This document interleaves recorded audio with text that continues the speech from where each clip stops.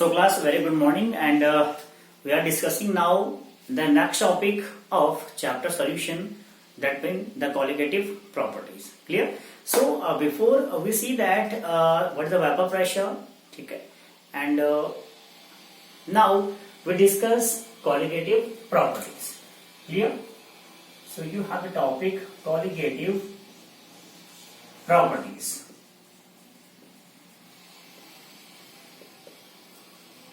Clear? So understand that what is the colligative properties. Clear? So colligative means is that together and the binding. Clear? And is overall defined as, that means the properties which depend on the solute particle, it's called colligative properties. Clear? That means the properties which depends upon the solute particle in the solution, it's called colligative properties. Clear? So generally we have the four kind of colligative properties. Clear? The first, you have the lowering of vapor pressure. Second, elevation in boiling point. Clear? And third, you have lowering in the freezing point. Yeah, I can say depression in freezing point. And the last one is the osmotic pressure. Clear? So in the first, we discuss lowering in vapor pressure. Lowering in vapor pressure. Clear? And understand that these colligative properties is defined for the solid and the solvent. Clear? Now, before you understand that, you have the two kind of solution. The first is the ideal solution and second is the non-ideal solution. Clear? And these two kind of solution are only the part of liquid solution. Okay? And now these colligative properties, again remember you that you have now solute plus solvent. Solute plus solvent. Understand that? That means the solutes जहां आपके पास होगा तो उस properties को आप क्या बोलेंगे? Colligative properties. ठीक है, यानी कि कोई भी प्रॉपर्टी अगर आपके सॉलिड पार्टिकल्स पर डिपेंड कर रहा होगा तो उसे आप कहेंगे this is called the colligative properties of the solution. ठीक है. So first you have the lowering in vapour pressure. So see that what happen in lowering in vapour pressure. Suppose you see that you have now solute plus solvent. Clear? So understand that when you have the pure solvent, so you see that you have the higher vapor pressure. But what happens when we add a non-volatile solute in the solvent? So vapor pressure is decreases. This vapor pressure is decreases. Why? See that you have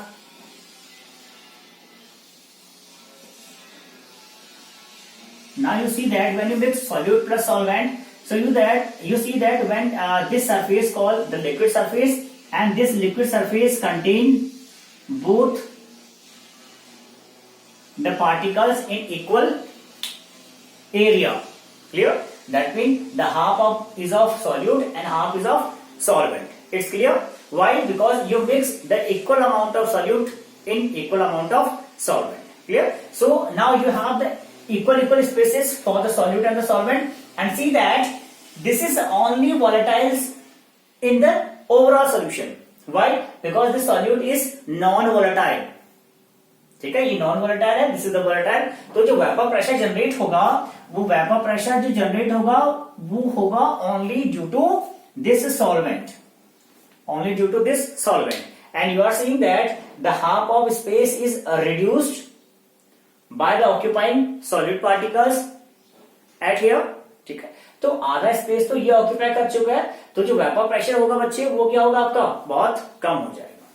ठीक है, I can say half हो जाएगा as compared to pure solvent. So you can say that when a non-volatile solute is added in solvent, so vapor pressure will be decreases.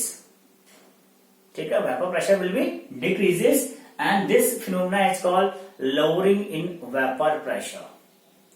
ठीक है, किससे compare करेंगे? Pure solvent से compare करेंगे. ठीक है, this is called lowering in vapour pressure. Understand that this phenomena, lowering in vapour pressure. So now see that, let's suppose, let you have x1 is the mole fraction of, x1 is mole fraction of solvent, clear, and P1 is the vapor pressure of solvent, and P01 is the pure vapor pressure of the solvent, and P is the vapor pressure of solution. ठीक है, इसको ऐसे लिख लें. Now see, ठीक है. अब देखिए, आपने कहा x1 is the mole fraction of solvent, and then obviously x2 is the mole fraction of solute. It's very common things. And the P1 is the vapor pressure of solvent. ठीक है, आपने कहा P1, x1 अगर solvent के लिए use कर रहे हैं तो ऑब्वियसली विल यूज है P1 is the vapor pressure of solvent. ठीक है, and P01 is the vapor pressure of pure solvent. ठीक है, नॉट का यूज कहां करते हैं हम लोग? For the pure solvent. ठीक है, and P is the vapor pressure of solution. ठीक है, आपने P भी सपोज कर लिया कि जो वेपर प्रेशर होगा वो किसका होगा? सॉल्यूशन का होगा. It's clear. Now see, if you applied the Raoult's law here, ठीक है, तो you can see the according to Raoult's law, according to Raoult's law, what will happen? See that Raoult's law is state that the vapor pressure is directly proportional to the mole fraction of the components या solvent present in the solution. ठीक है, अब देखिए बड़ी बात देखिए कि यहाँ पे जो वेपर प्रेशर बच्चे जनरेट होगा, it's only due to this solvent. ठीक है, सॉल्यूट का कोई रोल नहीं है यहाँ पे. ठीक है, यानी कि जो वेपर प्रेशर आप जनरेट करेंगे यहाँ पे, उस वेपर प्रेशर में इस सॉल्वेंट का कोई रोल नहीं होगा. क्यों? क्योंकि जो सॉल्यूट आपके पास है इट्स नॉन वोलेटाइल सॉल्यूट. ठीक है, और आइडेंटिटी क्या होती है? इंडिपेंडेंट होता है. सॉरी, आइडेंटिटी क्या होती है? इंडिपेंडेंट होता है. ठीक है, उस पर हम डिस्कस नहीं करेंगे. ठीक है, बात क्लियर हो गई. चलिए, अकॉर्डिंग टू राउल्ट्स लॉ क्या हो जाएगा? P1 is equal to P01 x1, P1 equal to P01 x1. ठीक है, this is equation number first. ठीक है, होगा अकॉर्डिंग टू राउल्ट्स लॉ. ठीक है, वही तो कहता है vapour pressure is directly proportional to the mole fraction of the component present in the solution. ठीक है, आप किसके कंपोनेंट की बात कर रहे हैं? तो सॉल्वेंट के कंपोनेंट्स की बात कर रहे हैं. ठीक है, क्यों? क्योंकि सॉल्यूट आपके पास क्या है? Non volatile. It's clear. And the P01 is called the proportionality constant, या the pure vapor pressure at the vapor pressure of the solvent at pure state. Clear. So now you can see that this P1 is also equal to P is equal to P01 x1. ठीक है, यानी कि जो vapour pressure of solvent होगा वो equal होगा vapour pressure of solution. ठीक है, क्यों इक्वल होगा वेपर प्रेशर ऑफ सॉल्यूशन? क्योंकि यहां पे दो कंपोनेंट्स थे, ये पार्टिसिपेट नहीं कर रहा, only this is the participating. So you can say that the vapour pressure of solution is equal to the vapour pressure of solvent. This thing is clear. So now see that next step according to Raoult's law. ठीक, इसको हम लोग रख लेते हैं ऐसे. Now see, अब आपने क्या बोला कि this x1 is always less than 1. ठीक है, हमेशा क्या होगा? लेस देन 1 होगा. ठीक है, यही बात हमने पढ़ी है कि जो मोल फ्रैक्शन होगा वो क्या होता है? लेस देन 1 होगा आपके पास, एंड ओवरऑल जो मोल फ्रैक्शन होगा it may be equal to 1. ठीक है, अब देखिए ये जो आपका P1 होगा, ठीक है, P1 किसका है आपके पास? Vapour pressure of solvent. P किसका है? Vapour pressure of solution. So you can say that, so vapour pressure of solution is also less than pure solvent.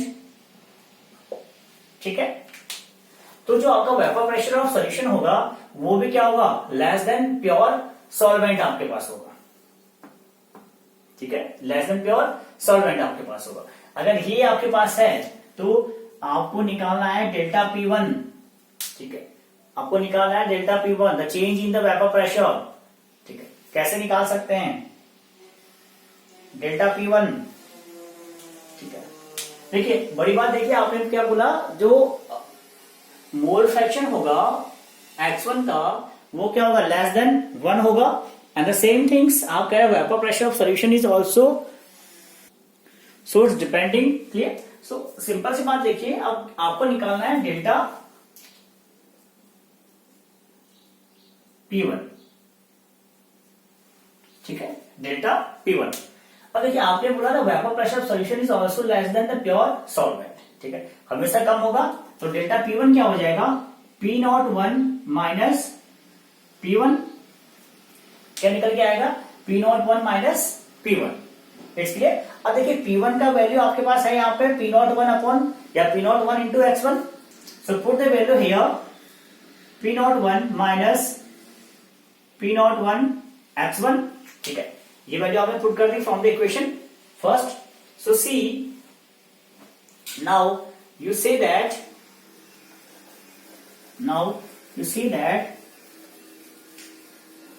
this kind, that means P01 minus P01 x1.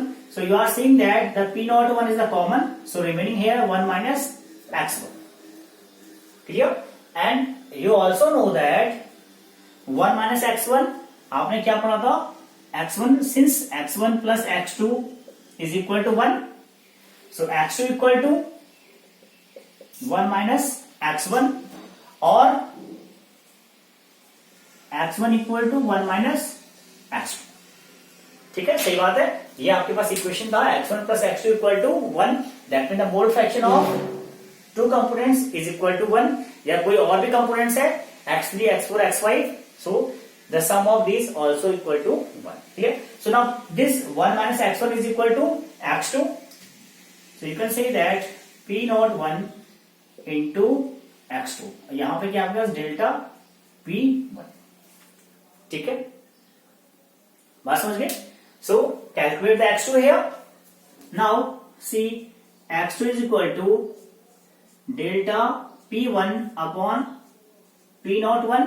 ठीक है, और delta P1 का value आपके पास है known. Delta P1 कितना आपके पास, P01 minus P1 over P01। ठीक है, so overall you can say that the x2 is equal to P01 minus P1 upon P01।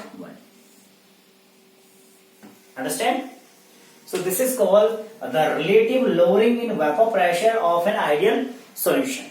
ठीक है, so this is called the relative lowering in vapor pressure of ideal solution। So what you conclude here, you can say that the relative lowering of vapor pressure of an ideal solution is become equal to mole fraction of solute particle present in the solution।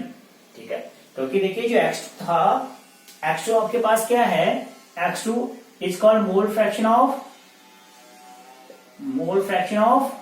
solute, mole fraction of solute. ठीक है, और आपका P01 minus P1 upon P01 क्या है आपके पास, this is called the relative lowering on vapour pressure. ठीक है, किसके इक्वल आ रहा है, x2, that mean the mole fraction of solute particle present in the solution. ठीक है, किस पर डिपेंड कर रहा है, x2 पर डिपेंड कर रहा है। ठीक है, x1 पर डिपेंड नहीं करेगा। ठीक है, x1 क्या होता है, सॉल्वेंट। अब सॉल्वेंट तो अपना वेपर प्रेशर जनरेट कर ही रहा है। ठीक है, तो उस पर डिपेंड क्यों करेगा। ठीक है, कौन जनरेट नहीं कर रहा, ये जनरेट नहीं कर रहा। ठीक है, तो डिपेंड इस पर करेगा, यानी कि जितना ज्यादा आपके पास सॉल्यूट पार्टिकल्स प्रेजेंट होगा इन द सॉल्यूशन, आपका वेपर प्रेशर उतना ही लोअर होता जाएगा। ठीक है, this is called the relative lowering in vapour pressure। So see that and note down how we calculate a relative lowering of vapor pressure for an ideal solution। ठीक है, depend किस पर करेगा, x2 पर डिपेंड करेगा। Clear? So note down please.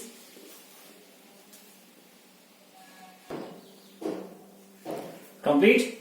So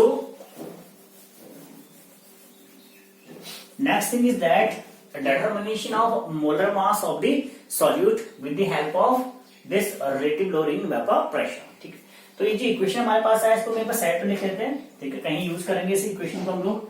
हमारी x2 is equal to आपके पास है P01 minus P1 upon P01. ठीक है, ये इक्वेशन जो हम कहीं ना कहीं यूज करेंगे बाद में, तो बाकी चीजें हम लोग इरेज कर देते हैं. सो सी दैट आपके पास है डिटर्मिनेशन ऑफ मोलर मास, ठीक है, with the help of relative lowering vapour pressure. ठीक है, तो note down the heading determination of molar mass of solute ठीक है, हेडिंग लगा लें. ठीक है, सो यहां सपोज करें that W1 and W2 are the masses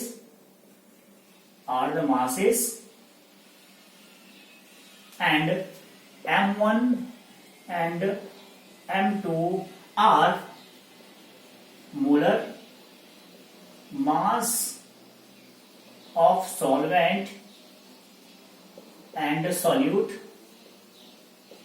respectively. Clear?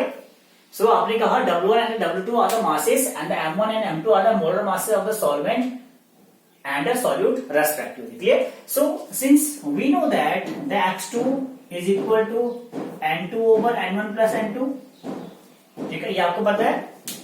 X2 कितना था? N2 over N1 plus N2, और यहां पर लिख लें N1 and N2 are the mole fraction of solute and solvent. ठीक है, N2 and N1 and N2 are the mole fraction of solute and solvent. ठीक है, ये बात क्लियर है, इतना लिख लियो. एंड देन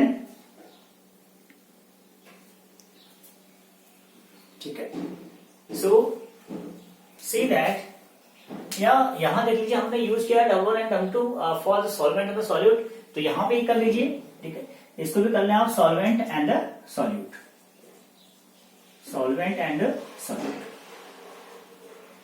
ठीक है, ताकि हमारे पैरामीटर क्या हो जाए, सेम हो जाए, और बाकी जाके आगे जाके हम लोगों को प्रॉब्लम फेस ना करना पड़े. ठीक है, तो रिमेंबर दैट आप रखेंगे अकॉर्डिंग टू, ये किसका था X2 सॉल्यूट पे करेंगे बिकॉज हमने M2 यूज किया हुआ है for the solute.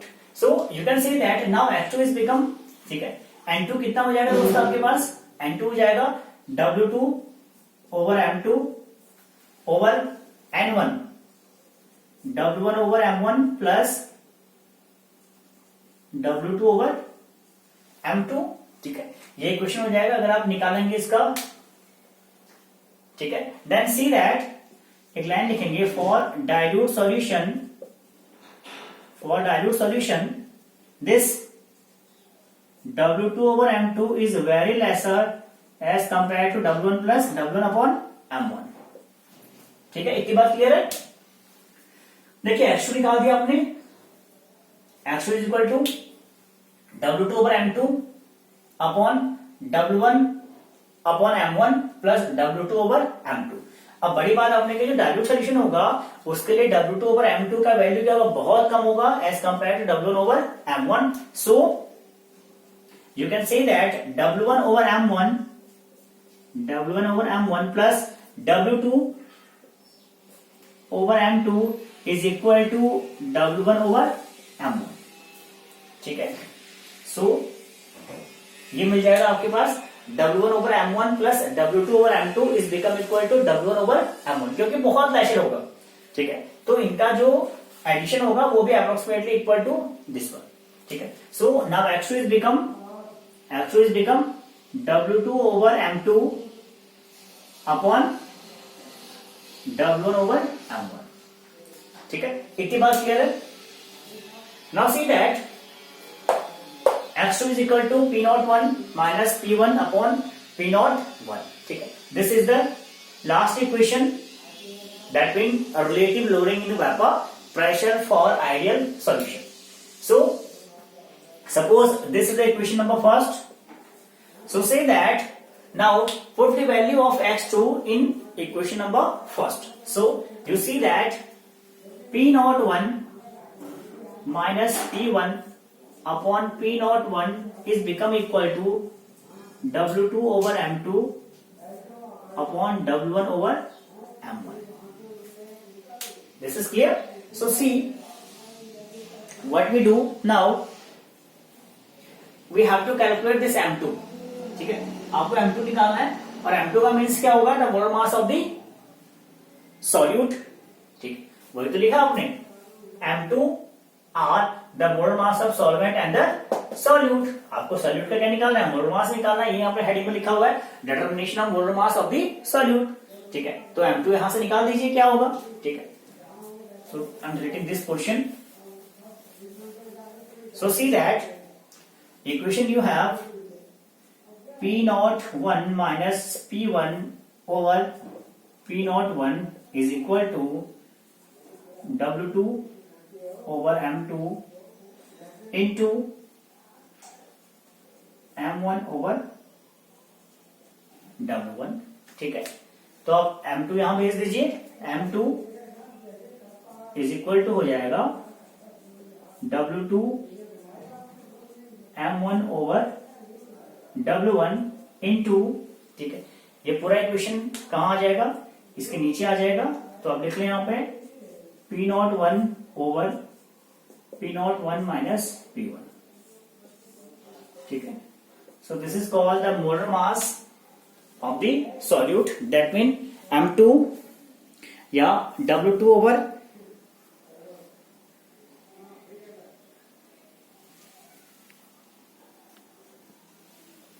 So far this clear? This is called the molar mass of solute. ठीक है, काफी अच्छा इक्वेशन आपके पास. W2 equal to W2 into M1 over W1 into P1 अपवर P01 माइनस P1. ठीक है, तो ये निकाल देंगे आप the molar mass of the solute in relative lowering of vapour pressure. ठीक है, तो this is the equation and note down this equation